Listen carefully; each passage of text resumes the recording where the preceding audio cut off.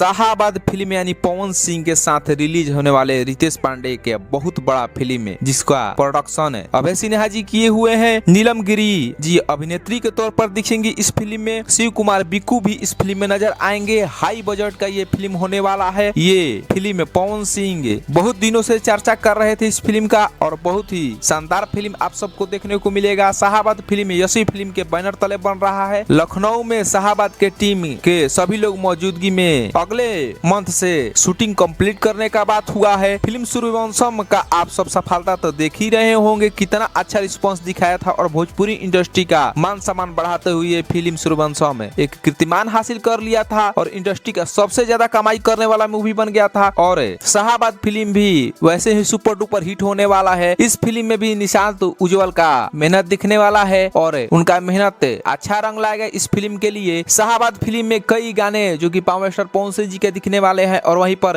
रितेश पांडे जी का भी गाना होने वाला है। नीलम गिरी और पावर स्टार पवन सिंह जी का जोड़ी पब्लिक को देखने को मिलेगा। बहुत ही दिनों के बाद पावर स्टार पवन सिंह जी का इन दोनों का जोड़ी आप सबको देखने को मिलेगा। तो फिल्म सुपर डुपर हिट होने वाला है। रिलीज होते ही कई बड़े रिकॉर्ड बनाएंगे।